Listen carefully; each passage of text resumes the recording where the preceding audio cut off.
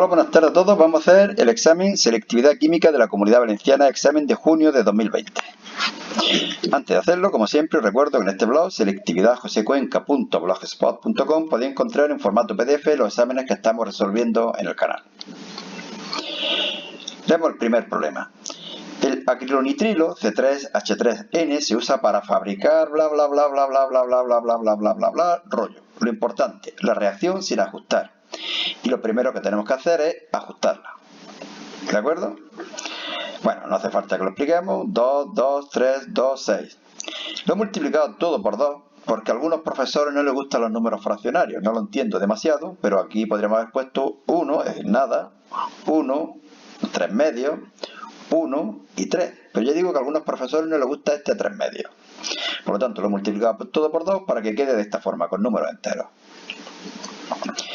Bueno, pues leemos el primer apartado. ¿Cuántos gramos de acrilonitrilo se pueden obtener a partir de 200 litros de propileno medido a 1,2 atmósferas de presión y 30 grados centígrados y un exceso de amoníaco y oxígeno, si la reacción tiene un rendimiento del 93%? Bueno, está claro una cosa. 200 litros, volumen, presión, 1,2 atmósferas, temperatura, 30 grados centígrados. Esto es para aplicar evidentemente la ecuación de los gases. La aplicamos para despejar el número de moles que se utilizan de propileno, de propeno. Lo conocemos todos, la temperatura en Kelvin, y obtenemos 9,66 moles.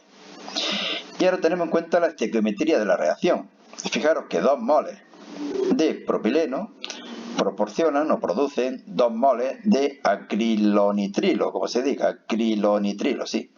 Por lo tanto, se obtiene el mismo número de moles. Si había 9,66 moles de propileno, se obtienen 9,66 moles de acrilonitrilo, pero estos son los moles teóricos que se obtienen. Para calcular los reales, aplicamos el porcentaje, multiplicamos por 0,93 y nos dan 8,98 moles, un poquito menos como era de suponer. ¿Cuánta masa de acrilonitrilo se obtiene? Multiplicamos por la masa molar. La he calculado, me ha salido 53 y obtenemos un volumen de una masa de 475,94 gramos de acrilonitrilo. Evidentemente puede haber errores de cálculo. Bueno, si los encontráis, si los detectáis, ponedlo en los comentarios y lo arreglo sobre todo en el blog. En el canal, si es un error de cálculo tonto, bueno, pues lo daré algún comentario y listo, papeles. Apartado B. Calcula el volumen de aire medido, es importante, medido a una atmósfera de presión y 30 grados centígrados, necesario para que la experiencia anterior tenga lugar. Y nos dicen que el aire contiene un 21% de oxígeno. Bueno, lo primero que vamos a calcular es el número de moles de oxígeno que se necesitan. Fijaros que aquí hay un 2 y aquí hay un 3.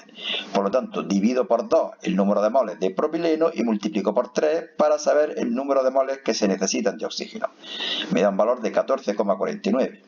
Y ahora, ya que sé los moles, puedo calcular el volumen de oxígeno mediante la ecuación de los gases. V por V en RT, despejamos volumen y obtenemos un valor de 360,02 litros. Pero de oxígeno. De aire, evidentemente, necesitaré más. ¿Cómo? Dividiendo por el porcentaje.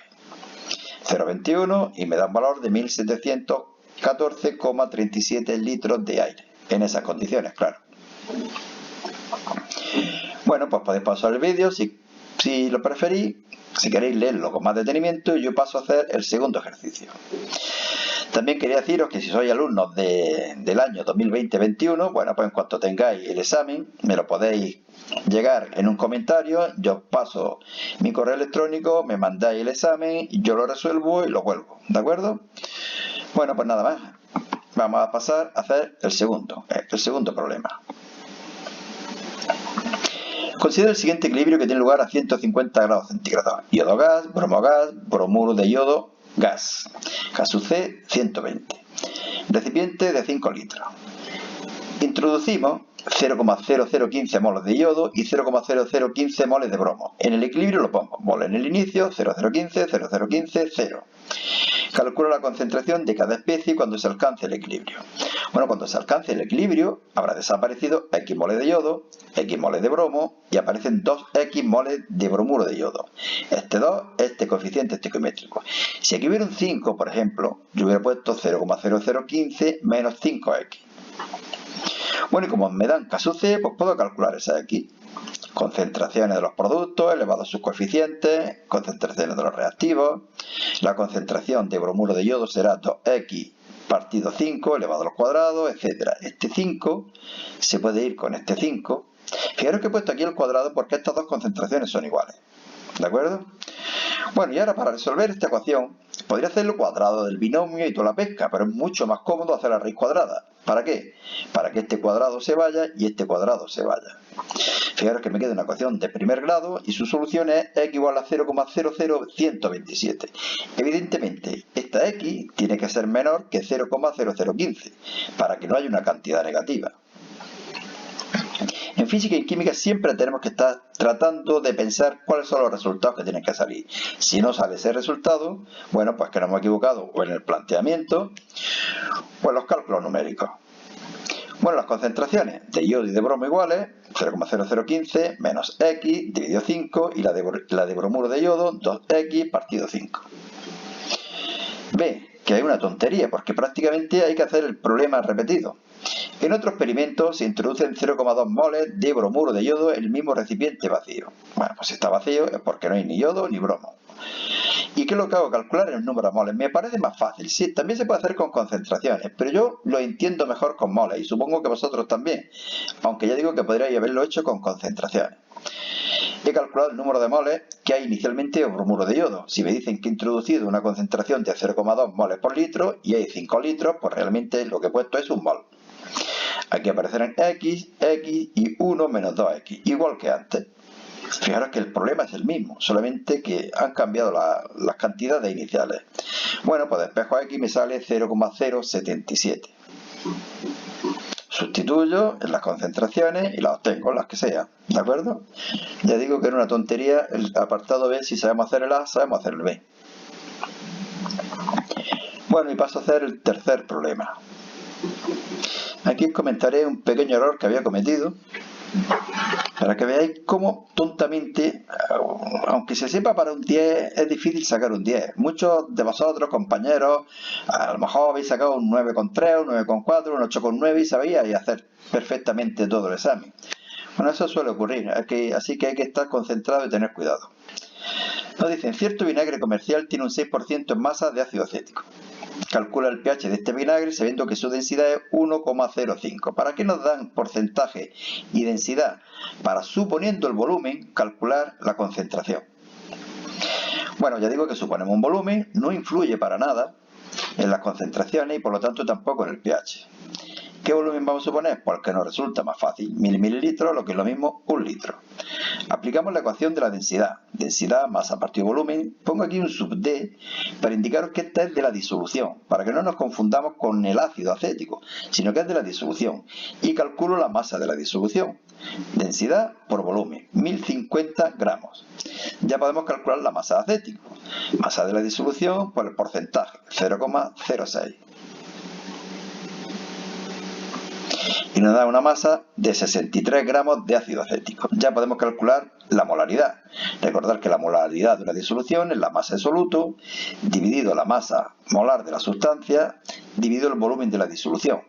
Y nos da 1 molar.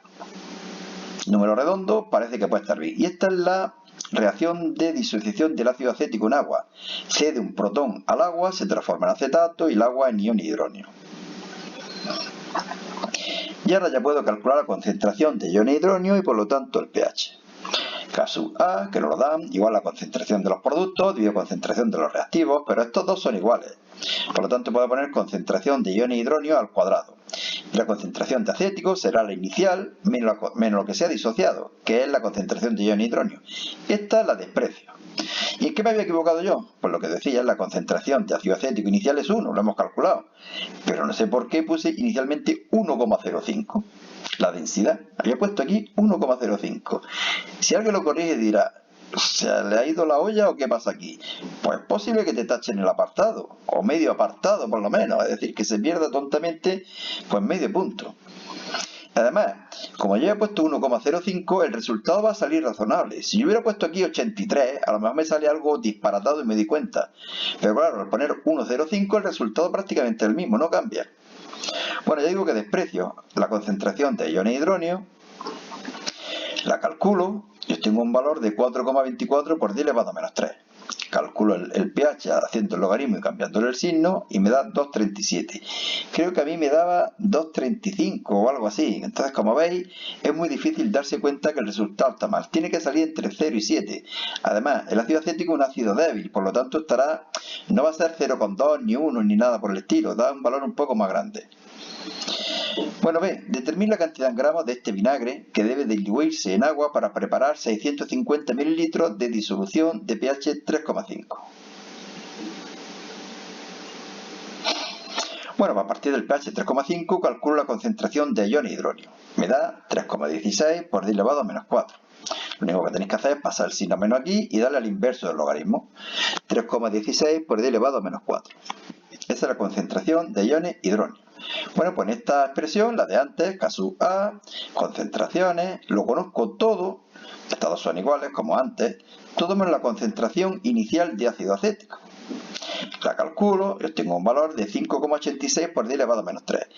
Es decir, que la concentración de ácido acético tiene que ser 5,86 por 10 elevado a menos 3. La de ácido acético, pues calculo el número de moles de ácido acético, sabiendo la concentración y sabiendo el volumen, que era 650 mililitros, 0,65 litros. Me da 0,0038 moles de ácido acético. Calculo la masa de ácido acético, multiplicando por la masa molar, y me da un valor de 0,228 gramos de ácido acético. Ya puedo calcular la masa de vinagre. La masa de este vinagre, que tiene el 6%, ¿cómo? Dividiendo por su porcentaje, que es 0,06, y me da un valor de 3,8 gramos. Y yo cojo 3,8 gramos del vinagre, lo echo en una probeta, por ejemplo, y agrego agua hasta llegar a los 650 mililitros. De esa forma tendré una disolución que tiene un pH de 3,5. Bueno, pues nada, seguimos, hacemos el cuarto y último problema. Es una reacción redox, ¿ok? Muchísimo. En presencia de sulfúrico, el dióxido de manganeso y el ioduro de potasio reaccionan de acuerdo con la reacción no ajustada, esta de aquí, ¿de acuerdo? Me la dan. Escriba la semireacción de oxidación y la de reducción y ajuste la reacción química en forma molecular. Bueno, el ioduro está pasando a yodo, es decir, está subiendo su número de oxidación.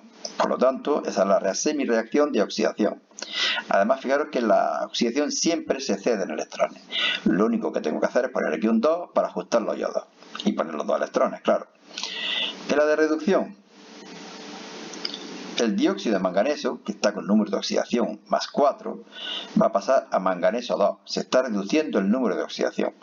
Estos 2 oxígenos lo compenso con 2 de agua, estos 4 hidrógenos con 4 protones y ahora las cargas. 4 positivos, 2 positivos, me faltan 2 electrones. Fácil, porque no hay que multiplicar ninguna de las dos semireacciones por ningún coeficiente. Aquí hay 2 electrones y aquí hay 2 electrones. Siempre tiene que haber el mismo número de electrones. Si hubiera 3, por ejemplo, multiplicaría esto por 2 y esto por 3 para que hubiera 6. Más fácil ha sido. Sumo. Listo. Esta es la reacción iónica ajustada. La reacción molecular, 2 de ioduro, 2 de ioduro potásico. 2 de dióxido de manganeso, 4 protones, 2 de sulfúrico, yodo, yodo, el agua. Estos manganesos, 2 positivos como sulfato de manganeso. Y fijaros que todavía me quedan por poner 2 potasios y un sulfato, pues sulfato de potasio. Y el apartado B de siempre, de estequiometría. Dicen que se añaden 1,565 gramos de dióxido de manganeso. Esto lo tengo que pasar a moles. A 250 mililitros de una disolución 0,1 molar de ioduro de potasio. También lo tengo que poner en moles. Pero fijaros que me están dando cantidades de 2 sustancias. Una será el reactivo limitante. Una se acabará antes. Y esa será la que tendré que utilizar para calcular el yodo que se obtiene. Bueno, pues moles de dióxido de manganeso, masa partido masa molar. Me da esta cantidad. Masa de ioduro de potasio, molaridad por volumen. Y me da esta cantidad. ¿Y cuál es el reactivo limitante? Pues divido los moles de dióxido de manganeso por 1, que es su coeficiente estequiométrico. Y los moles de ioduro de potasio por 2, que es su coeficiente estequiométrico. Esto lo divido por 2. Y esto lo dejo por 1. Y veo cuál es el menor. Veo que es menor esto. Y por lo tanto, ese será el reactivo limitante. el ioduro de potasio. Reactivo limitante, el ioduro de potasio. He dividido su número de moles por su coeficiente, número de moles por su coeficiente, y el que sea menor es el reactivo limitante. Y ahora hago ya un cálculo estequiométrico.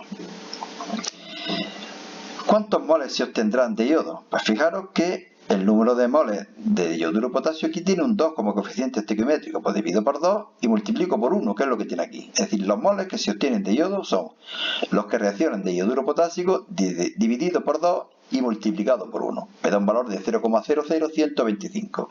La masa multiplico por la masa molar del yodo, que es 253,8, y obtengo los gramos que se obtienen, que se producen de yodo. Y ya está. Si hubiera aquí un rendimiento o algo por el estilo, tendría que multiplicar por el rendimiento, pero nada, se supone un rendimiento del 100%. Bueno, y vamos ya a algo que vamos a dedicarle menos tiempo. Son preguntas teóricas, son cuestiones. Son totalmente teorías. Bueno, aquí, por lo pronto, un pequeño error que lo arreglamos rápido. Considero elementos con número atómico A9, B11, C15 y D17. Os recomiendo que identifiquéis los elementos. Son el fósforo, flúor, sodio, fósforo y cloro. Responde a las siguientes cuestiones. Escriba la configuración electrónica de cada uno de los elementos propuestos. Aquí las tenéis. En su estado fundamental. E indique el ion más estable que formará cada uno de ellos. Pues evidentemente el flúor, flúor negativo. El sodio, sodio positivo. El fósforo, fósforo 3 negativo. Y cloro negativo. Y ahí indicamos por qué se produce. B. Define energía de ionización, aquí la tenéis, y ordene razonadamente los elementos en función de su primera energía de ionización. Bueno, ya digo que es totalmente teoría, ahí lo tenéis. C. Proponga un compuesto iónico y otro molecular, formado por el elemento A, que es el flúor, combinado con cualquiera de los otros elementos. Bueno, pues uno iónico sería el fluoruro de sodio, y uno molecular, pues yo qué sé, el fluoruro de cloro, por ejemplo. Bueno, ahí lo tenéis, podéis pausar el vídeo, leerlo y seguimos.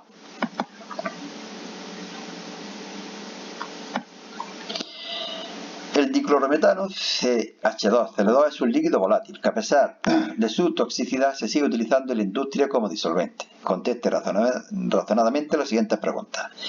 Indique la hibridación que presenta el átomo de carbono central. Bueno, pues sp3. También teoría, y lo voy comentando muy breve. Describa la geometría que adopta la molécula, pues tetraédrica. Discuta la polaridad de la molécula, polar. En fase líquida, ¿puede la molécula de diclorometano formar enlaces de hidrógeno? No. Bueno, ahí lo tenéis explicado. Y seguimos haciendo preguntas. Si hay algo más interesante, pues me detendré un poco más de tiempo.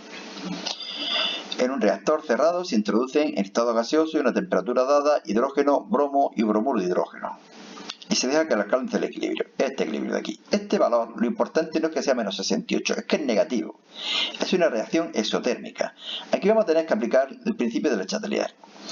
Bueno, indique razonadamente cómo afectará cada uno de los siguientes cambios la cantidad de hidrógeno presente una vez se restablezca el equilibrio. Un aumento de la temperatura. Si aumenta la temperatura, según el equilibrio del Le Chatelier, se desplaza hacia donde es endotérmica, es decir, hacia la izquierda, y por lo tanto se produce más hidrógeno. B. Adicionamos bromuro de hidrógeno. Adicionamos bromuro de hidrógeno, para la izquierda se produce más hidrógeno. C. Aumento del volumen. Si aumenta el volumen, disminuye la presión. Y si disminuye la presión, hacia donde haya más moléculas de gas. Pero fijaros que hay el mismo número de moléculas de gas, 2 a la derecha y 2 a la izquierda, y por lo tanto no afecta al equilibrio, no se modifica la cantidad de hidrógeno. C. Adición de bromo. Si adicionamos bromo hacia la derecha y por lo tanto menos hidrógeno, disminuye la cantidad de hidrógeno. Lo único que hemos hecho ha sido aplicar el principio de Le Chatelier, que aquí lo explico brevemente, ¿de acuerdo? Pues nada, vamos a hacer el C4. Creo que son 6 cuestiones. Razones si son verdaderas o falsas las siguientes afirmaciones. Según la teoría de ácido de Bronsted-Lowry, para que un ácido pueda ceder protones, no es necesaria la presencia de una base. Falso. Los ácidos ceden protones a las bases. Por lo tanto, tiene que haber base para que capte ese protón. B. La base conjugada, el HCO3 negativo, es el CO3 negativo. Sí, este ácido cede un protón y se transforma en esta sustancia. Por lo tanto, es verdadera la afirmación.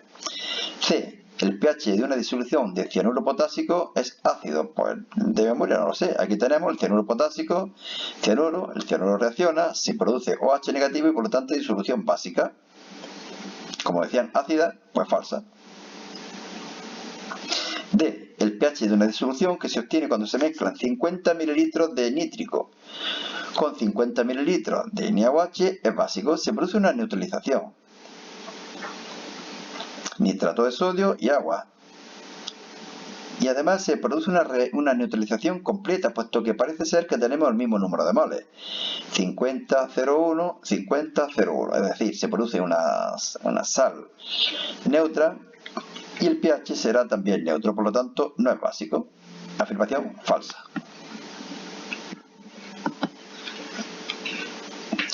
Vamos a la pregunta 5, a la cuestión 5. Para la siguiente reacción en fase gaseosa, A más B para dar 2C más D, la ecuación de velocidad es K por la concentración de A al cuadrado. Fijaros que no depende de la de B. Razonen si las siguientes afirmaciones son verdaderas o falsas. El reactivo A se consume más deprisa que el B. Falso. Aquí tenemos un 1 y aquí tenemos un 1 como coeficiente estequiométrico, es decir, que por cada mol que se consuma de A, se consume un mol de B. Por lo tanto, la primera afirmación, falsa. Las unidades de K son litros, mol menos 1, minutos menos 1. Pues evidentemente no me la sé de memoria y lo que hago es despejarla. K sería igual a V partido de la concentración de A al cuadrado y sus unidades serían estas. Moles menos 1, litros, segundo menos 1.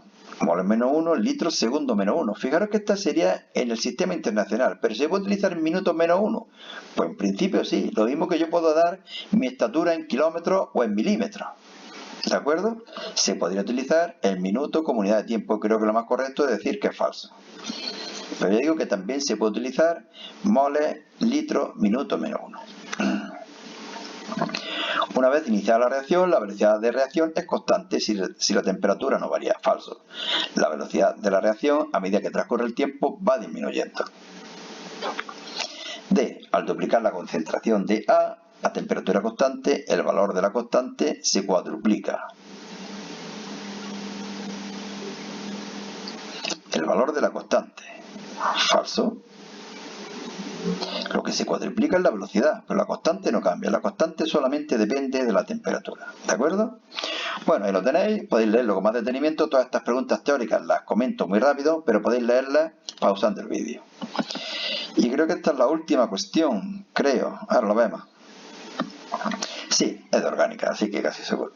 Complete las siguientes reacciones nombrando los compuestos orgánicos que intervienen en ellas, reactivos y productos. Bueno, pues aquí tenéis las reacciones.